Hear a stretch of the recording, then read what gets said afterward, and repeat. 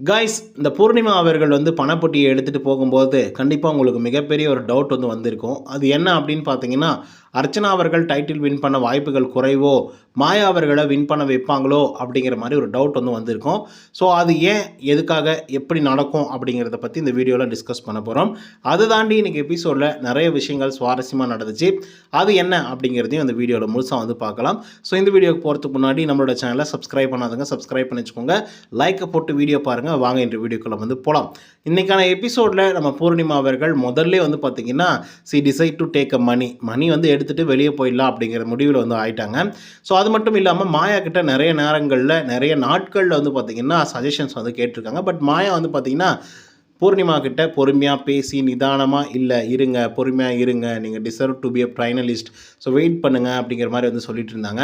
சரி, போகிறீங்க, ஒரு நல்ல அமௌண்ட்டோட போங்க அப்படிங்கிற மாதிரியும் சொல்லிட்டு இருந்தாங்க. பட் இன்றைக்கி ஒரு மிகப்பெரிய சான்ஸ் வந்து கிடச்சிது. 15 லட்சம் வந்து வச்சுருந்தாங்க. யாருமே அது பக்கம் கூட போய் பார்க்கல. ஈவன் விஜய் வர்மா, மணிச்சந்திரா, விஷ்ணுவுக்கு அதை பற்றின தாட்டே வந்து கிடையாது. ஸோ யாருமே அந்த பக்கமே வந்து போகல. ஸோ அதன் காரணமாக வந்து பார்த்திங்க அப்படின்னா ஒரு ப்ரீவே வந்து இருந்தது. ஏன்னா இதுக்கு முன்னாடி வந்து இவங்க எடுப்பாங்களா, அவங்க எடுப்பாங்களா அப்படிங்கிற மாதிரி பெரிய கன்ஃபியூஷன் வந்து இருந்துட்டு இருந்தது. பட் இந்த சீசனை பொறுத்தவரையிலே அந்த மாதிரி எந்த கன்ஃபியூஷனுமே வந்து இல்லை. சில பேர் வந்து சொல்லிக்கிட்டாங்களே தவிர மற்றபடி வந்து பார்த்திங்கன்னா பெருசாக அவங்க ரியாக்ஷனும் வந்து பண்ணல. அந்த பணங்கள் வந்து ஏற ஏற 15 லட்சம் அப்படிங்கிறது சாதாரணமான விஷயம் இல்லை. அதை தாண்டி மீண்டும் 1 லட்சம் மேலே வைக்கிறாங்க அப்படின்னா அது வந்து மிகப்பெரிய ஒரு விஷயந்தான் நம்மளை பொறுத்தவரையிலையும். ஏன்னா டைட்டில் வின் பண்ணுறவங்களுக்கு மட்டும்தான் 50 லட்ச ரூபாயும் G2 ஃப்ளாட்டும் வந்து கொடுப்பாங்க. பட் மற்றவங்களுக்கு யாருக்குமே இந்த செகண்ட் டாப் ஃபைனலிஸ்ட் ஆகிறாங்களே அவங்களுக்கு கூட 0 ரூபா தான். அவங்களுக்கு வந்து சம்பளம் மட்டும்தான் வந்து கிடைக்கும்.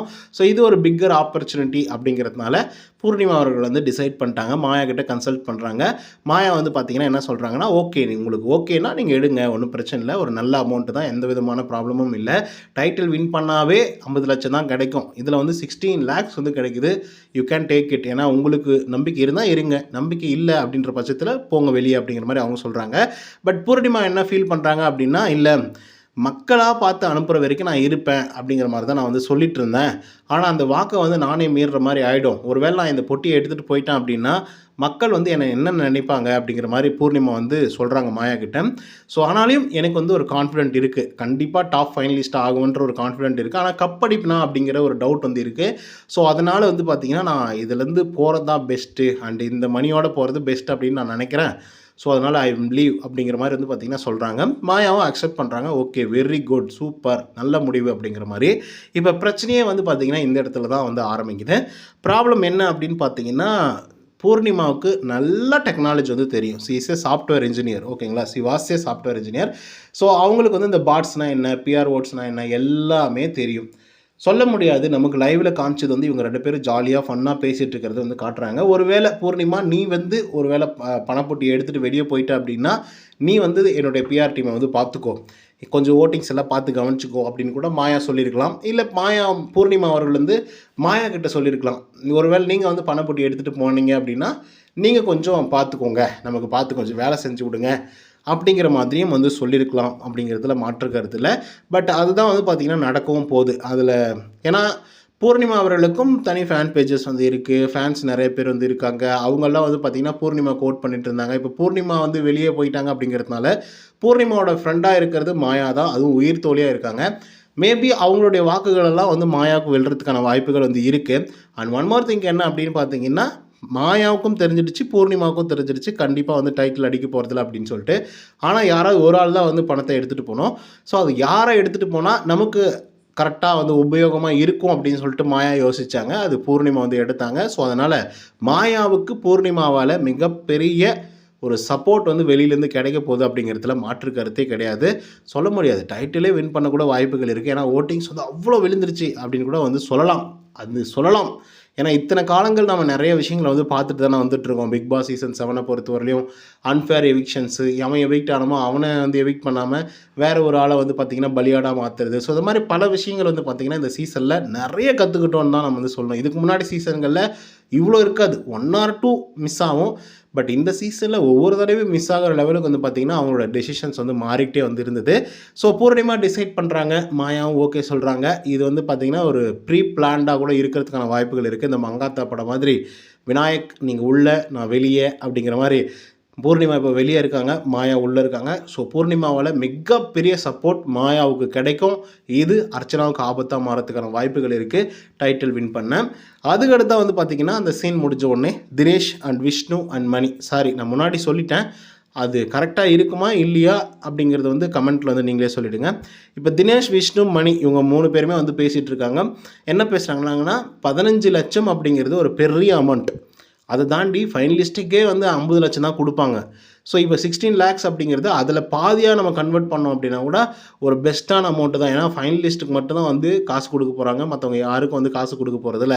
ஸோ இது வந்து ஒரு பெஸ்ட்டு டீல், எடுத்துகிட்டு போயிருந்தால் நல்லா இருந்திருக்கும் அப்படிங்கிற மாதிரி வந்து பார்த்திங்கன்னா நம்மளோட தினேஷ் அவர்களும் விஷ்ணு அப்புறம் மணி 3 பேருமே வந்து பேசிகிட்டு இருக்காங்க. பட் மணியை வந்து நிறைய போஸ்ட் பண்ணாங்க, தினேஷும் போஸ்ட் பண்ணார், அதே மாதிரி வந்து பார்த்திங்கன்னா விஷ்ணுவும் போஸ்ட் பண்ணார். பட் மணி வந்து பார்த்திங்கன்னா அசர்ற மாதிரி இல்லை.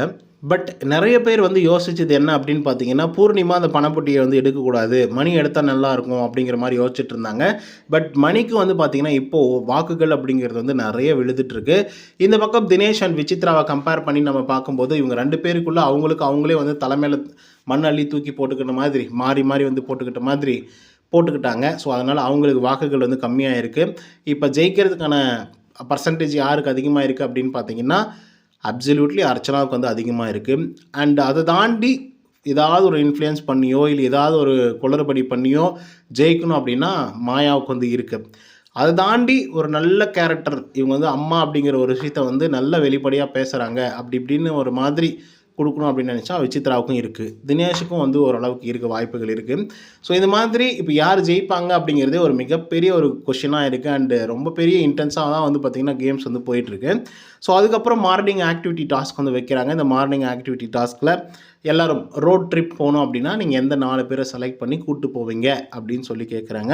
ஸோ இதுக்கு வந்து பார்த்திங்கன்னா பூர்ணிமா அவர்கள் எல்லோரும் அவங்கவுங்க பதில் சொல்கிறாங்க. நான் இவங்களை கூப்பிட்டு போவேன், அவங்கள கூப்பிட்டு போவேன் அப்படின்னு சொல்லிட்டு ஒரு 1 hour நடந்துச்சு அந்த டாஸ்க். ஏன்னா ஃபன் டாஸ்க் இல்லையா, ஜாலியாக ஃபன் பண்ணுவோம் அப்படிங்கிற மாதிரி யார் மனசையும் புண்படுத்தாமல் ஹர்ட் பண்ணாமல் சில விஷயங்களெல்லாம் வந்து பண்ணிகிட்டு இருந்தாங்க. இதில் பூர்ணிமா மட்டும் என்ன சொல்லியிருந்தாங்கன்னா, நான் வந்து ஒரு காட்டுக்கு வந்து ட்ரிப் போகணும், அதுவும் குறிப்பாக தினேஷ், மணி அண்ட் விஷ்ணு இவங்க 3 பேரை வந்து கூட்டிகிட்டு போகணும். ஸோ இவங்க 3 பேரோடு போனால் செம்ம ஜாலியாக இருக்கும் காட்டுக்குள்ளே அப்படிங்கிற மாதிரி வந்து சொல்கிறாங்க. அதுக்கப்புறம் எக்ஸ்ப்ளனேஷன் வந்து கொடுக்குறாங்க. விஷ்ணு வந்து மேப்பெல்லாம் போட்டு அந்த மேப்பை கன்ஃபியூஸ் பண்ணி எங்கேயோ ஒரு இடத்துக்கு வந்து கொண்டு போயிடுவார். மணி வந்து என்டர்டெயின்மெண்ட் பண்ணுறதுக்காக பாட்டை போட்டு டான்ஸ் ஆடிட்டு இருப்போம். அதே மாதிரி தினேஷ் வந்து இருக்கிறத வச்சு எப்படி சமைக்கிறது, எப்படி சர்வைவல் பண்ணுறது அப்படிங்கிறத சூப்பராக தெரிஞ்சுக்கிட்டு இருக்கிற ஒரு ஆள். ஸோ அதனால் அவரை கூப்பிட்டு போனால் நல்லாயிருக்கும் அப்படிங்கிற மாதிரி சொல்கிறாங்க. காமனாக ஃபன்னாக ஜாலியாக வந்து சொல்கிறாங்க.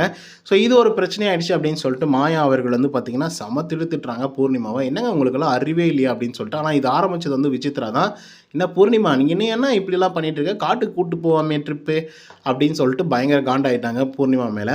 இந்த மாதிரிலாம் பண்ணாத சரியா, ஓகேவா அப்படின்னு சொன்னோடனே மாயா பிடிச்சிட்டாங்க. அவன் ஒரு ஆள், அவன் ஒரு இவன், அவனை போய் நான் காட்டுக்கு ட்ரிப் போகிறேன், கூப்பிட்டு போகிறேன் அப்படிலாம் வந்து சொல்லிட்டு இருக்கேன். அவன் என்ன நினச்சிட்டு இருக்கான்னா வந்து பார்த்திங்கன்னா C loves me bro but I don't love her அப்படின்ற மாதிரி வந்து சொல்லிட்டு இருக்கான். அவன் என்ன பெரிய மன்மதடா, எப்போ பார்த்தாலே அவனை விட்டு கொடுக்காமலே பேசிகிட்டு இருக்கே அப்படின்னு சொல்லிட்டு மாயா அவர்கள் வந்து ஒரு பக்கம் செம காண்டாகி பூர்ணிமா வந்து திட்டுறாங்க. இந்த மன்மதன் அப்படின்ற வார்த்தை வந்து பார்த்திங்கன்னா மாயா சொல்லும்போது விஷ்ணுவுக்கு வந்து கேட்டுருது. விஷ்ணு வந்து பார்த்திங்கன்னா பயங்கர காண்டாயிடுறாரு. காண்டாயிட்டு நம்ம தினேஷ்கிட்ட வந்து தினேஷ் வந்து இட்ஸ் மீன்ஸ் இன்விசிபிளாக இருக்கார், மீன்ஸ் ஸ்மோக்கிங் ஏரியாவில் இருந்தார். ஸோ அவர்கிட்ட வந்து சொல்லியிருக்கேன், பாருங்கள் என்னை பற்றி தான் பேசிகிட்டு இருக்காங்க, மன்மதன் கின்மதன்லாம் வந்து சொல்லிட்டு. நான் மன்மதனா இல்லையோ, ஆனால் இவங்க பெரிய ஜூலியட்டு, இவங்க ரொம்பவே அப்படி ரொம்ப ஊர்வசி அப்படிலாம் வந்து அவர் ஒரு பக்கம் செம்ம காண்டாயிருந்தாங்க. இப்படி தாங்க நம்ம வாயை பிடுங்குறாங்க அப்படிங்கிற மாதிரி அவரும் சொல்லிட்டு இருந்தார். ஸோ இந்த ஒரு பிரச்சனை வந்து அப்படியே சால்வ் ஆச்சு, அப்படியே வந்து அமைதியாச்சு. அதுக்கப்புறம் வந்து மாயா கிட்ட பூர்ணிமா கேட்குறாங்க, ஒரு வேளை நான் எவிக்ட் ஆகி வெளியே போயிட்டா அப்படின்னா நீங்கள் எப்படிங்க இருப்பீங்க இந்த வீட்டுக்குள்ளே அப்படிங்கிற மாதிரி வந்து கேட்டுருந்தாங்க. ஏங்க நீங்கள் இருக்கிறதுனால தான் நாங்கள் இருந்தேன்னு நினைக்கிறீங்களா, நாங்களாம் ஸ்ட்ராங்குங்க, நான் லெஃப்ட்டில் வாங்கி ரைட்டில் விட்டுருவேன் அப்படிங்கிற மாதிரிலாம் செம பஞ்சாக வந்து மாயா பேசிகிட்டு இருந்தாங்க. அது ஒரு மாதிரி வந்து போச்சு. அதுக்கப்புறம் தான் டிசைடட், அதுக்கப்புறம் பணப்பொட்டியில் வந்து 15 லட்சம் வந்து 16 லட்சமாக மாறுது.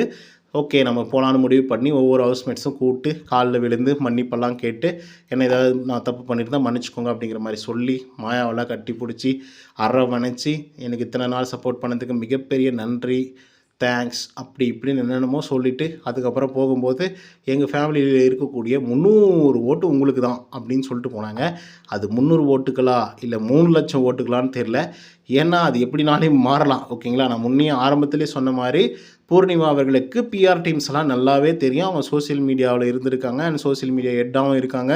அவங்க ஒரு சாஃப்ட்வேர் இன்ஜினியர். ஸோ இதெல்லாமே அவங்களுக்கு வந்து தெரியும். நேத்திக்கே வந்து சொல்லியிருந்தாங்க, இதுக்கெல்லாம் ஒரு சாஃப்ட்வேர் தெரிஞ்ச ஒரு ஃப்ரெண்ட் இருந்தாவே போதும், ஈஸியா எல்லாம் பண்ணிக்கலாம் அப்படிங்கிற மாரி. ஸோ அந்த மாதிரி ஏதாவது குளறுபடி பண்ணி மாயா அவர்கள வின் பண்ண வைப்பாங்களா பூர்ணிமா அப்படிங்கிறத நம்ம பொறுத்திருந்து தான் பார்க்கணும். ஸோ அதுக்கப்புறம் வந்து பார்த்தீங்கன்னா, ஆஸ் யூஷுவல் நார்மலா தான் வந்து எபிசோட் வந்து போச்சு. அதுக்கப்புறம் 2 சீரியல் ப்ரொமோஷன் நடந்துச்சு. அதுக்கப்புறமா தான் ஃபைனலா நம்ம விஷ்ணு ப்ரோ அவர பார்த்தீங்களா, செம்ம காமெடி. நான்லாம் சிரிச்சு ப்ரோமோ பார்க்கும்போதே பயங்கரமா சிரிச்சுட்டேன். எனக்கு வீடியோ பண்ணுற ஐடியாவே இல்லை, எபிசோட் ரிவ்யூ.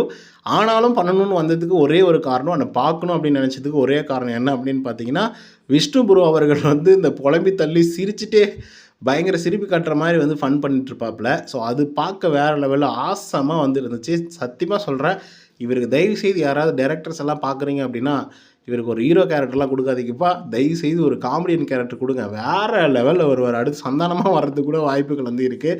ஏன்டா டேய் அப்படின்னு சொல்லிட்டு ஒரு டேக்லைனை க்ரியேட் பண்ணி வெறித்தனம் பண்ணி விட்டுருப்பாப்புல. அவன் வெளியில் இருந்தாவே என்னை குறுகுறுன்னு பார்ப்பான். அவனை தூக்கிட்டு வந்து உள்ளே விட்டா அவன் என்ன பண்ணுவான் என்ன? அவன் என்னமோ சொல்ல வரேன்ட்டு கடைசி வரைக்கும் சொல்லாமல் புதிராகவே வச்சுட்டு போயிட்டான். இப்போ நான் என்ன பண்ண, ஒரு கோடை போட்டு நானே இப்படிதான்னு சொல்லி இருக்கிறேன். இங்கே வந்து இதை பண்ணுறேன் அப்படி இப்படின்லாம் சொல்லி ஏதாவது சொல்லி தொலை வேண்டியதான். உங்களால் யாரா உள்ளே விட்டுது அப்படின்னு சொல்லிட்டு பயங்கரமாக புலம்புனாரு. அட்லீஸ்ட் வந்தீங்களே, ஏதோ சொன்னீங்களே, அது கூட நேத்திக்கு வந்திருந்தீங்கன்னா கூட பொட்டிக்கிட்டு தூக்கின்னு போயிருந்திருப்பேன். அதை விட்டு இன்றைக்கி வந்து சொல்லி என்னடா பிரயோஜனம் அப்படிங்கிற மாதிரி பயங்கர காண்டாக தான் வந்து பேசியிருந்தார். செம ஃபன்னாக இருந்தது. ஸோ இதை நான் ரொம்ப ரிலாக்ஸ்டாக வந்து பார்த்தேன். ஸோ ஓகே கைஸ், இன்றைக்கி நடந்த சுவாரஸ்யமான விஷயங்கள் என்ன அப்படிங்கிறத குறிப்பிட்டு சொல்லிவிட்டோம். ஸோ அதனால் ரொம்ப வீடியோ லென்த்தாக இழுக்க விரும்பலை. நிறைய பேர் மோஸ்ட்லி வந்து பார்க்குறதுக்கு கொஞ்சம் கஷ்டப்படுவீங்க. சரி ஓகே, இந்த வீடியோ உங்களுக்கு வந்து பிடிச்சிருக்கும்னு நினைக்கிறேன். ஸோ உங்களுக்கு பிடிச்ச நபர் யார் அப்படிங்கிறத கமெண்ட்டில் வந்து பதிவு பண்ணுங்கள். இந்த வீடியோ உங்களுக்கு வந்து பிடிச்சிருந்தா லைக் அண்ட் சப்ஸ்கிரைப் பண்ண மறந்துடாதீங்க. இன்னொருத்தவங்களும் சந்திக்கிறேன். Until then bye from Uday. நன்றி, வணக்கம்.